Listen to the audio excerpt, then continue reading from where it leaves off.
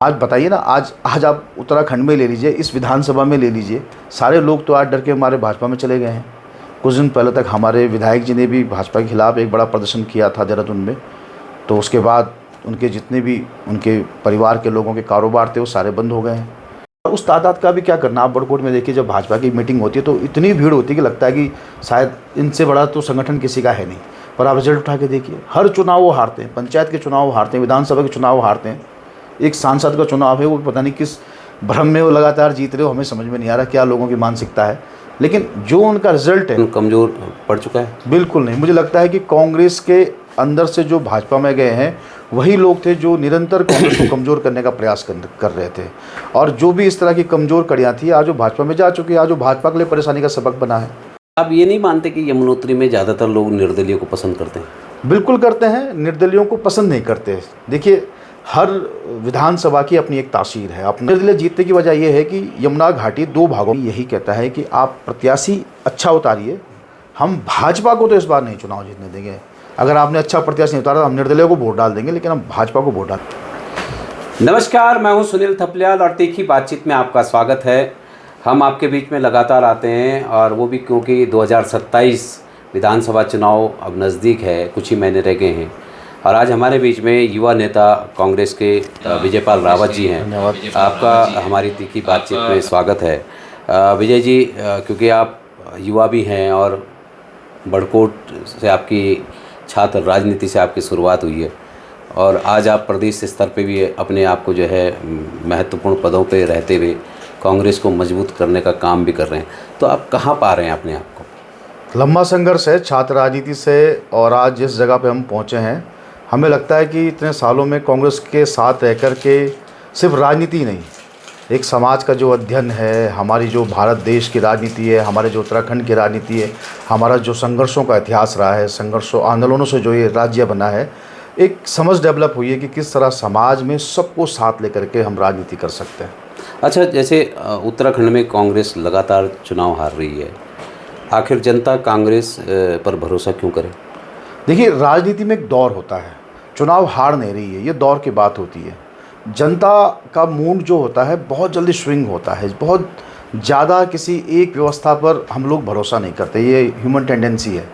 और उसी टेंडेंसी के तहत एक भाजपा एक लंबे समय से राज कर रही है, लेकिन भाजपा के शासनकाल में जो अव्यवस्थाएं फैली है, और विशेषकर जो जन सुरक्षा का सवाल पैदा हुआ है, और जैसे कि अंकिता भंडारी एक जो मामला हुआ है, बहुत बड़ा मामला है, जब असुरक्षा का। अच्छा, आप मानते नहीं हैं कि कांग्रेस का एक दौर था और उस पर भी भ्रष्टाचार के आरोप लगे थे, और वही उसके उखड़ने का कारण बना था? बिल्कुल, कांग्रेस की जब सत्ता थी, तो कांग्रेस की जब भी सत्ता रही, थपलियाल जी आप 2002 का चुनाव देखिए, 2012 का चुनाव देखिए, दो ही चुनाव हमारे पास रहे। हम जब भी सरकार में थे, हमें कभी जनता ने पूरी मेजॉरिटी नहीं दी, और जब पूरी मेजॉरिटी नहीं देती है तो हमें कहीं ना कहीं बैसाखियों का सहारा लेना पड़ता है, चाहे उसमें निर्दलीय हों, चाहे जो दूसरे दल हैं, बहुजन समाजवादी पार्टी, या कई तरह के, एक बार एनसीपी के भी एक विधायक जीत के बलवीर सिंह नेगी जी आए थे। और जब सरकार मैच्योरिटी में, फुल मैच्योरिटी में नहीं होती है, सहयोगी बैसाखियों के सारे सरकार चलती है, तो कहीं ना कहीं करप्शन की चीज़ें होती हैं।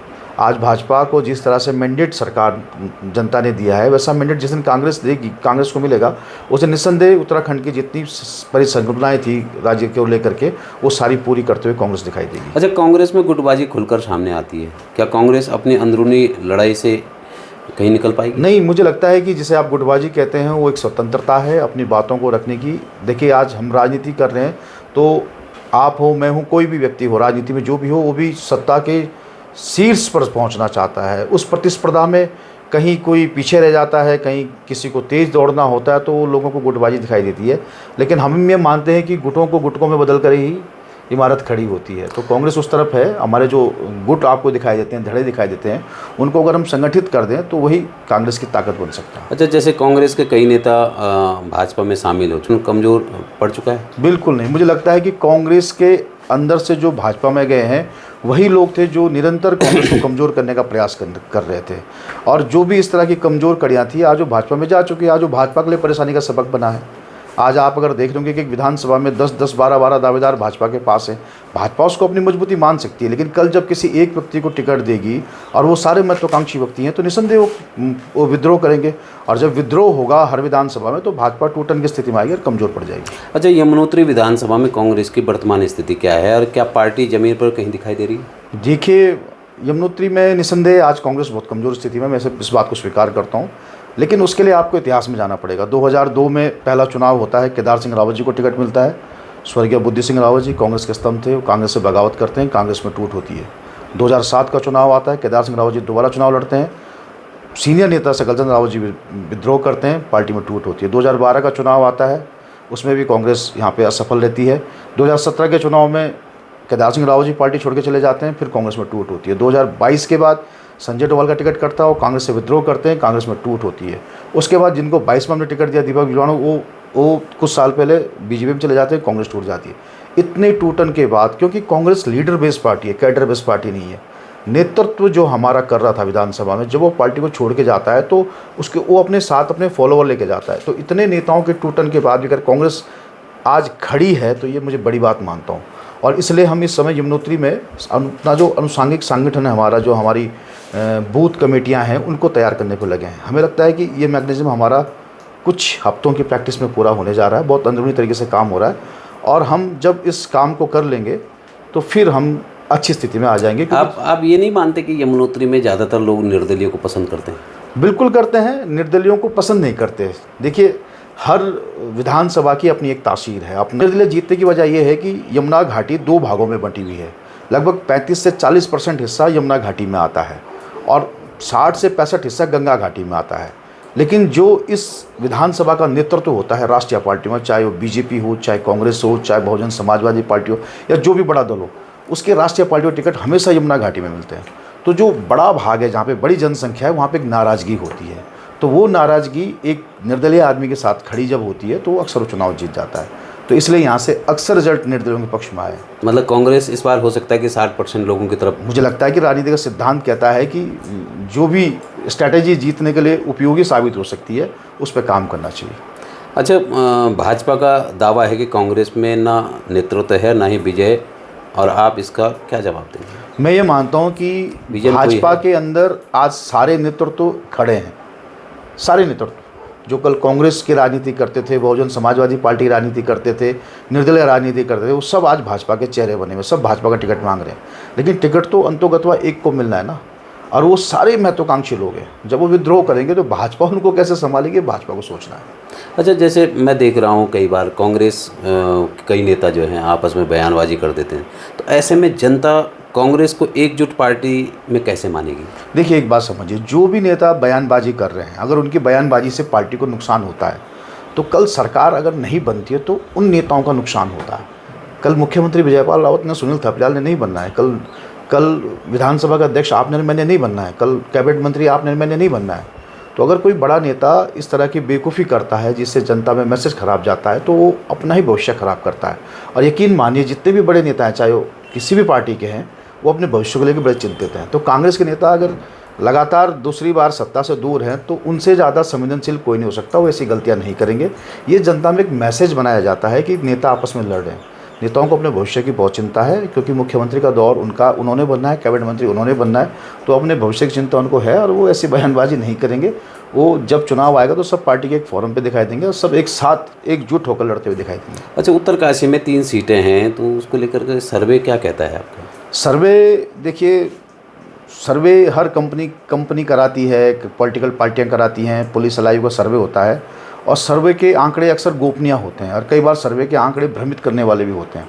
तो सर्वे तो राजनीति में बहुत, अभी आप 2027 के चुनाव का अनुमान नहीं लगा सकते, एग्जैक्ट रिपोर्ट नहीं दे सकते, तो सर्वे पे बहुत ज़्यादा विश्वास नहीं किया जा सकता। लेकिन मैं ये मानता हूँ कि जैसा गंगोत्री के लेकर एक मिथक होता है कि जो गंगोत्री का चुनाव जीतता है वो राज्य में सरकार बनाता है, लेकिन मुझे लगता है कि उत्तरकाशी के अंदर अगर यमुनोत्री विधानसभा पे फोकस करके किसी ऐसे व्यक्ति को चुनाव लड़ाया जाए जो प्रोल्ला, गंगोत्री, यमुनोत्री, धनोल्टी और टिहरी को प्रभावित कर सके, तो वो एक साधो सब साधे का कार्य हो सकता है। तो तो यमुनोत्री विधानसभा एक ऐसी सीट है जिस पर सबसे ज़्यादा मेहनत करने की ज़रूरत है, सबसे ज़्यादा सोच समझ कर टिकट देने की ज़रूरत है। अगर यहाँ आपने एक गलत टिकट दे दिया तो उसकी आग आपको प्रोला भी नुकसान करती है, गंगोत्री भी नुकसान करती है, और आसपास के जितनी हमारे इस विधानसभा से सीटें लगती है उन सबको नुकसान करती है। तो यहाँ पे अगर सही टिकट दे दिया तो हम आसपास की सारी सीटों को चुनाव जीत कोई जाएंगे। ऐसा चेहरा है आपके नज़र में? हाँ, चल रहा है, विचार चल रहा है और उनसे बातचीत चल रही है। अभी उस चीज़ को गोपनीय रखना जरूरी है, क्योंकि देखिए नगर पालिका चुनाव, जिला पंचायत के चुनाव जो होते हैं, पंचायत स्तर के चुनाव होते हैं, वहाँ पे हम क्या करते हैं कि हमारा कोई कार्यकर्ता है, कांग्रेस का समर्पित कार्यकर्ता है, ठीक है, हम उसको चुनाव लड़ा देते हैं। अगर वो चुनाव जीतता है तो पार्टी चुनाव जीतती है, अगर वो हारता है तो वो व्यक्तिगत रूप से हारता है, पार्टी को नुकसान नहीं होता। लेकिन विधानसभा के चुनाव में अगर हम नंबर नहीं ला पाए, अगर हम 70 में 36 नहीं ला पाए या 40 नहीं ला पाए, तो हम 34-35 पे ही अटक गए, तो फिर हमारे पूरी व्यवस्था, पूरी मेहनत पर पानी फिर जाता है, हमारा कोई अस्तित्व नहीं रहता। लेकिन इसलिए हमें नंबर्स लाने होते हैं। तो नंबर्स लाने के लिए हमें कई बार विचारधारा से समझौता करना पड़ता है। हमें पब्लिक में किसी नेता की अगर अच्छी छवि है और वो किसी और विचारधारा में विश्वास रखता है, उसे हम तोड़ के इधर लाया जा सकता है, तो वो सब प्रयास करेंगे। क्योंकि अब राजनीति में इधर से उधर आना कोई, मुझे लगता है कि अब एक आम बात हो गई है। पहले लोगों को लगता था कि ये गलत हो रहा है, ये अनैतिक हो रहा है, इसने पार्टी बदल दी, इसने वो पार्टी तोड़ दी, इसने वहाँ के विधायक तोड़ दिए, गलत हो रहा है। लेकिन अब पब्लिक उसको गेम की तरह देख रही है कि अरे वाह, इसने ऐसा कर दिया, उसको मज़ा आ रहा है। तो ठीक है, पब्लिक जैसा गाना बजाएगी, राजनीतिक पार्टियों को और नेताओं को उसी तरह का डांस करना पड़ता है। अच्छा, जैसे मैं देख रहा हूँ कांग्रेस में कि 6 गुट हैं, हरीश रावत जी का अलग है, हरक सिंह जी का अलग है, गोदियाल जी का अलग है, मेहरा जी का अलग है, ऐसे कई गुट बने हुए हैं। तो क्या एक मंच पे नजर आएंगे ये लोग? बिल्कुल, ये आप इन्हें गुट कहते हैं, मैं तो इन्हें महारथ ही मानता हूँ। जैसे महाभारत में द्रोणाचार्य थे, कृपाचार्य थे, कर्ण थे, अर्जुन थे, भीम थे, युधिष्ठिर थे। जब युद्ध होगा तो सब एक लाइन पे आपको खड़े दिखाई देंगे अपने अपने पक्ष में। आप इन्हें गुटों की तरह मानता हूँ, मैं अपनी शक्ति मानता हूँ कि हमारे पास इतने कद्दावर नेता हैं कि उनके पीछे इतना बड़ा आपको गुट दिखाई देता है। अच्छा, 2027 चुनाव में कांग्रेस किस चेहरे पर चुनाव लड़ेगी? क्या पार्टी के पास हमारा स्पष्ट नेतृत्व है? कांग्रेस का चेहरा हाथ का चुनाव चिन्ह होता है, और हाथ के चुनाव चिन्ह पर आदरणीय राहुल गांधी जी के राष्ट्रीय नेतृत्व के निशान पर, मल्लिकार्जुन खड़गे के सिद्धांतों पर इस पार्टी का चुनाव लड़ेंगे, इस विधानसभा का चुनाव लड़ेंगे। और हमारा चुनाव चिन्ह हाथ है। जहाँ हाथ चुनाव चिन्ह आता है तो देश का जो वंचित तबका है, पिछड़ा तबका है, शोषित तबका है, वो कांग्रेस के साथ खड़ा होता है। आज भाजपा को लेकर जिस तरीके से लोगों में नाराज़गी है, लोगों को भाजपा का एक ही विकल्प नज़र आता है, कांग्रेस। बस हमें लोगों की इच्छा और भावनाओं के अनुरूप प्रत्याशियों को खड़ा करना है। हम जिस प्रत्याशी को खड़ा करें वो भाजपा के नेताओं की तरह बलात्कार के उस पर आरोप ना हो, उस पर भ्रष्टाचार के आरोप ना हो, उसकी जो सामाजिक प्रतिष्ठा है वो धूमिल ना हो। हमें इस बात का ख्याल रखना है। कांग्रेस के प्रत्याशी को जनता हाथों हाथ स्वीकार करेगी और चुनाव जिता करके विधानसभा में भेजेगी। उत्तराखंड में लोग कहते हैं कि भाजपा का कोई विकल्प नहीं है। नहीं, मुझे लगता है कि भाजपा का विकल्प ही कांग्रेस है। कांग्रेस की नाराज़गी से भाजपा स्टैब्लिश हुई, और पिछली बार कुछ हमारे चुनाव प्रबंधन की कमी की वजह से भाजपा चुनाव जीती, वरना चुनाव भाजपा पिछली बार नहीं जीत रही थी। उन कमियों से हमने इस बार सीखा है, और हम एक अच्छे प्रबंधन के साथ, अच्छे टीम मैनेजमेंट के साथ और अच्छी टीम के साथ चुनाव लड़ने जा रहे हैं। अपने निजी स्वार्थों को किनारे रख करके हम इस विधानसभा के चुनाव को लड़ेंगे, क्योंकि ये उत्तराखंड की अस्मिता का सवाल है। हम अभी गैरसैंण राजधानी को स्थापित हमने करना है, हमने उत्तराखंड की भाषा बोलियों पे काम करना है।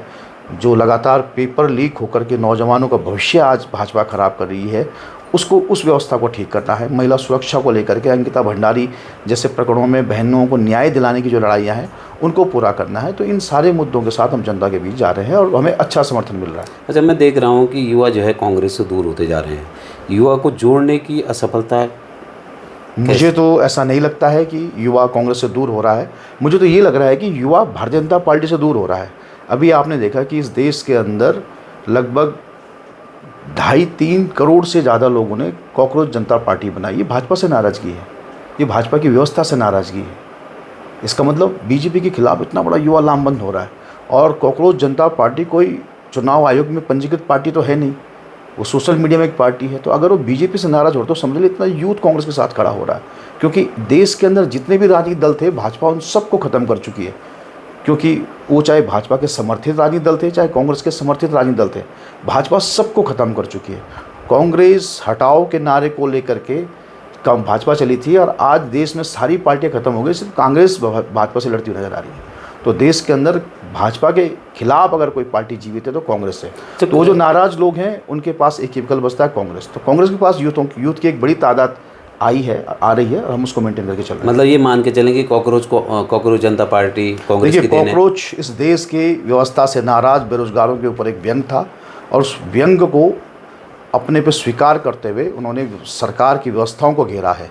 उन्हें कॉकरोच बोलना, मुझे लगता है नौजवानों का अपमान होगा। वो खुद को कॉकरोच बोल रहे हैं, ये बड़ी हमारे दुर्भाग्य की बात है, हमारी सरकारों के लिए दुर्भाग्य की बात है।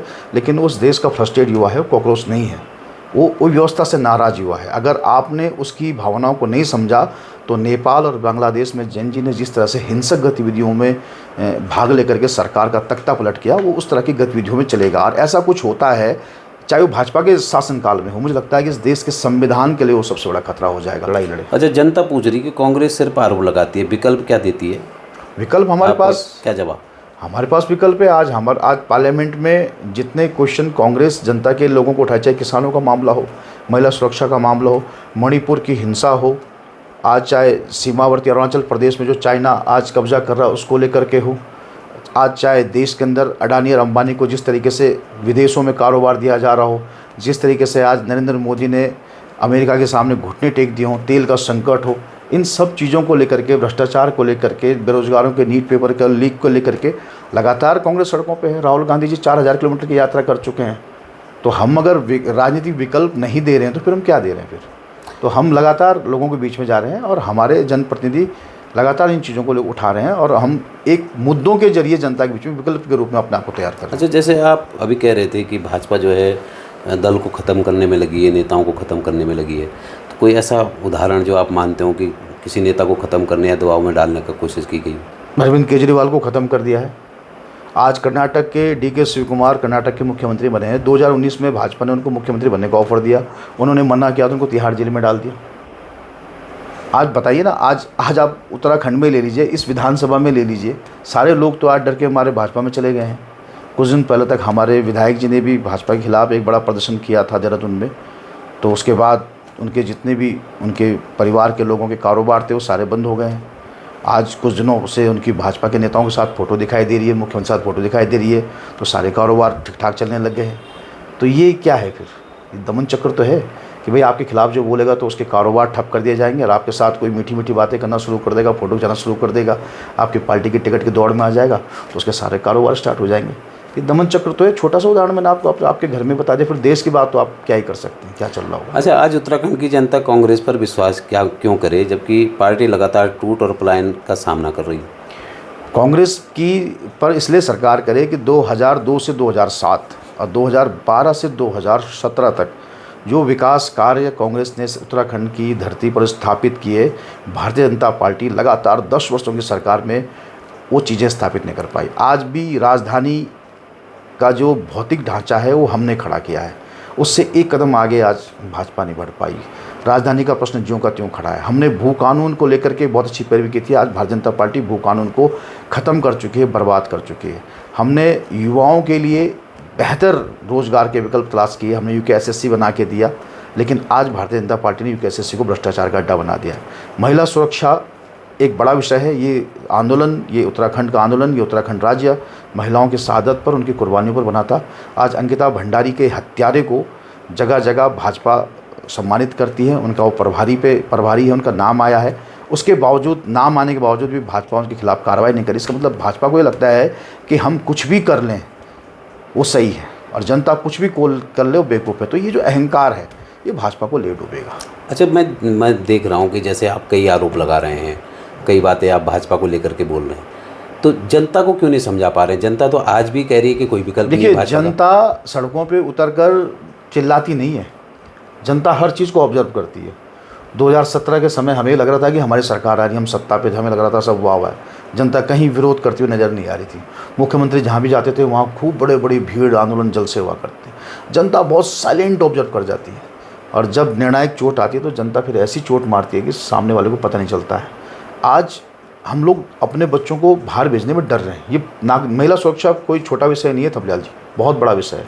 आज जितने लोगों की बच्चियां बाहर पढ़ रही हैं, बच्चे बाहर पढ़ रहे हैं, जो महंगे अपने घर, मकान, खेत बेच करके बैंक से लोन लेकर अपने बच्चों को पढ़ा रहे हैं, वो असुरक्षा के भय में जी रहे हैं। आज ड्रग्स के नशे में जितना उत्तराखंड का युवा बर्बाद हो रहा है उतना किसी में बर्बाद नहीं हो रहा है। इन सारी व्यवस्थाओं के लिए कौन जिम्मेदार है?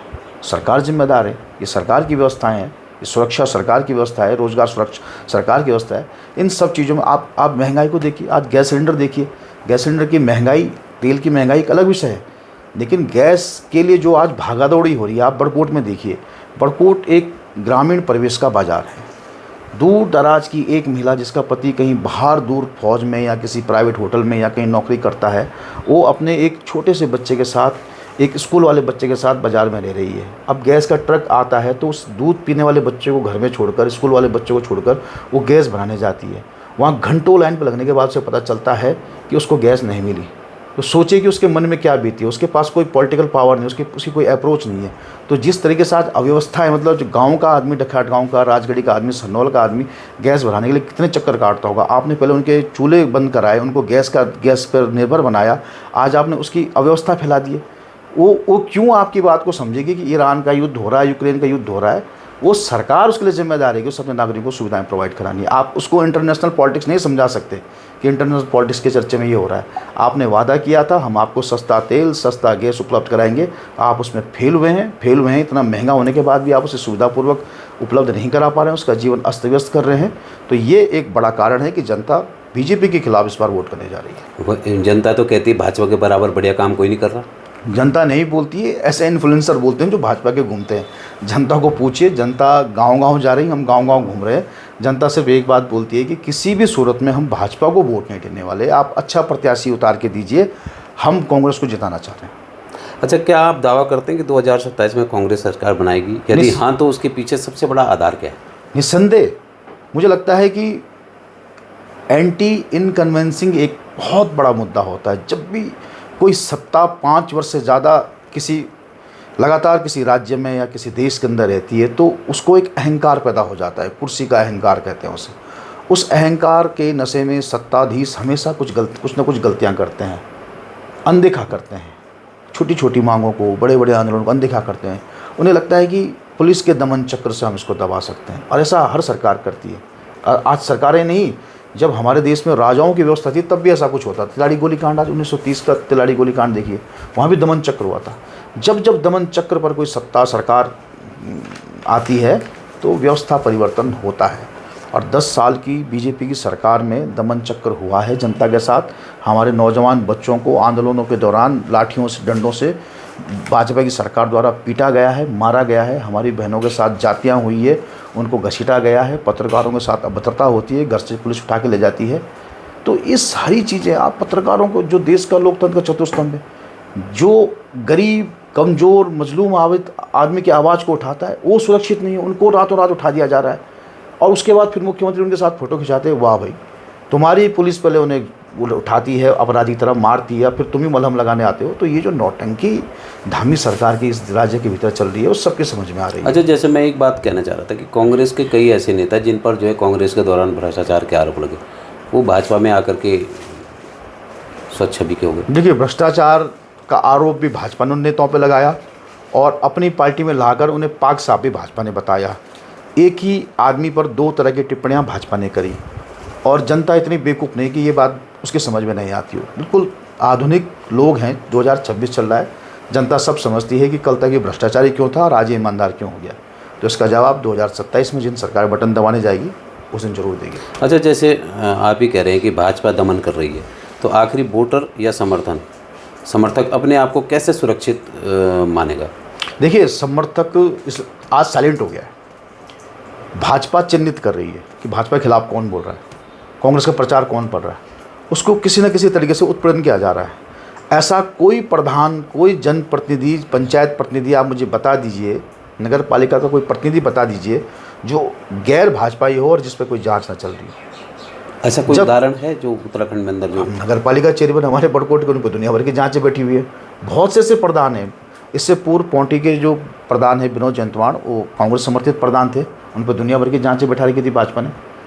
तो इसलिए जो आवाज़ उठाने वाले लोग हैं, जो इन्फ्लुएंसर होते हैं समाज में, जो छोटे स्तर पर, पंचायत स्तर पर नेतृत्व करते हैं, वो आज अपनी आइडेंटिटी को छिपा करके साइलेंट हो रखे हैं।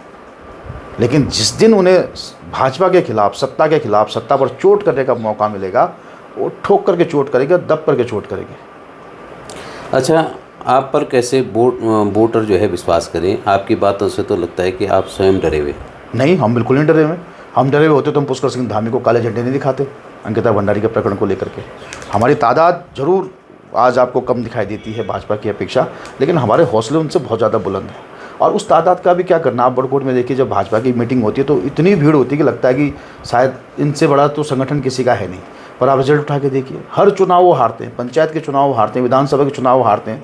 एक सांसद का चुनाव है, वो पता नहीं किस भ्रम में वो लगातार जीत रहे हो, हमें समझ में नहीं आ रहा क्या लोगों की मानसिकता है। लेकिन जो उनका रिजल्ट है, इतनी भीड़ अगर कांग्रेस के पास आज हो जाती है तो हम कोई चुनाव नहीं हारते। इसलिए मुझे लगता है कि भाजपा उतनी भीड़ करने के बाद भी पब्लिक का विश्वास नहीं जीत पा रही है, या ये कहो कि उनकी अंगूठेबाजी, उन्हीं के लोग भाजपा को हराने का काम करते हैं। तो ऐसी स्थिति में मुझे लगता है कि कल हमारी पार्टी, जो पहले कांग्रेस में हो रहा था भाजपा में होगा। बिल्कुल, हमें ये लगता है कि हमारी पार्टी में कल कोई भी निर्णय होता है कि यमुनोत्री विधानसभा से फलाना व्यक्ति चुनाव लड़ता है, तो मुझे लगता है कि कांग्रेस में किसी तरह का विरोध नहीं होने वाला। जिसको भी पार्टी नेतृत्व चुनाव के लिए प्रत्याशी बनाएगी, हम उसे सहज स्वीकार करेंगे। लेकिन भाजपा में सर फुट्टल होने वाली है, वो किसको टिकट देती है। आपको पता है पिछली बार भी भाजपा ने ही चुनाव हरवाया था, तीसरे नंबर पर आई थी। तो इस बार तो इतने प्रत्याशी, कौन किसको बर्दाश्त करेगा। तो भाजपा बुरी स्थिति में इस समय घिर चुकी है। अच्छा, एक वाक्य में बताएं कि उत्तराखंड की जनता भाजपा को छोड़कर कांग्रेस पर भरोसा क्यों करे? 2002 से 2007 के अंदर इस राज्य के भीतर औद्योगिक निवेश को लेकर के, औद्योगिक क्षेत्र को लेकर के, रोजगार को लेकर के सबसे बड़ी पहल सिडकुल के रूप में पंडित नारायण तिवारी ने करी। इस राज्य के अंदर युवाओं को रोजगार के लेकर के यूकेएसएससी जैसी उसकी आयोग की हमने यहाँ पे स्थापना करी। हमने पहाड़ की सड़कों को सुगम बनाने का प्रयास किया। हमने राज्य परिवहन को ठीक करने का काम किया। हमने राज्य की उच्च शिक्षा को ठीक करने का काम किया। एक राज्य की तरक्की के लिए, समाज की तरक्की के लिए जो भी आधारभूत सुविधाएं थी, उसका ढांचा खड़ा करके दिया। भाजपा ने इस 10 साल के अंदर उस सारे सेक्टर को बर्बाद करने का काम किया है। आज अस्पतालों की स्थिति आप देख लीजिए, बुरे ढंग से चरमरा रखी है। गोल्डन कार्ड या आयुष्मान कार्ड के नाम को लेकर के जितना हल्ला भाजपा ने मचा रखा है, अस्पतालों में जाके देखिए, कोई भी अस्पताल उनको एक्सेप्ट करने को तैयार लेकिन भरोसा तो कोई कर ही नहीं पा रहा ना कांग्रेस पे। देखिए बीजेपी प्रचार, देखिए प्रचार एक चीज़ है सुनील भाई, 1 लाख की योजना, 10 लाख का प्रचार, ये है भाजपा का तरीका। जो चीज़ ज़्यादा दिखाई देती है वो बिकती है, ये प्रचार का एक भंडारा है। बीजेपी आज राष्ट्रीय स्तर पर समझो चाहे राज्य स्तर पर समझो, प्रचार के माध्यम से जीवित है। और प्रचार की झूठी इमेज को लेकर के ज़्यादा दिन सत्ता नहीं चलती, एक न एक दिन वो उसका भांडा फोड़ हो जाता है। और भाजपा का आज भांडा फोड़ हो चुका है। मैं कल सरनौल की यात्रा करके आया हूँ, मैं आज नौगांव के इलाके में भी था। गांव-गांव में हर आदमी यही कहता है कि आप प्रत्याशी अच्छा उतारिए, हम भाजपा को तो इस बार नहीं चुनाव जीतने देंगे। अगर आपने अच्छा प्रत्याशी नहीं उतारा तो हम निर्दलीय को वोट डाल देंगे, लेकिन हम भाजपा को वोट डालने को तैयार नहीं। बिल्कुल। अभी आप जो सुन रहे थे विजयपाल रावत जी को, वो उत्तराखंड की 70 की सीटों में कांग्रेस चुनाव जैसे लड़ेगी, और उसके अलावा जो है जनता का विश्वास अब कैसे जो है भाजपा पे, अभी लोगों को ऑप्शन नज़र नहीं आ रहा भाजपा के अलावा। लेकिन जो विजयपाल रावत का कहना है कि कांग्रेस एक इसका ऑप्शन है और विश्वास जनता को करना पड़ेगा। तो कहीं ना कहीं अब 2027 का चुनाव वो भविष्य के गर्भ में है कि पार्टी जो है किस कद्दावर नेता को चुनाव मैदान में उतारती है और किसको जो है जनता अपनाती है, ये तो आने वाला समय ही बताएगा। लेकिन कहीं ना कहीं ये ज़रूर है कि अब जो कांग्रेस है वो अपने आप को एक उत्तराखंड के अंदर मजबूत महसूस करने लगी है। हमारे चैनल को सब्सक्राइब, लाइक और शेयर ज़रूर करें, और आने वाले समय में हम इस तरह की वार्ता, तीखी बातचीत के साथ आपके बीच आते रहेंगे।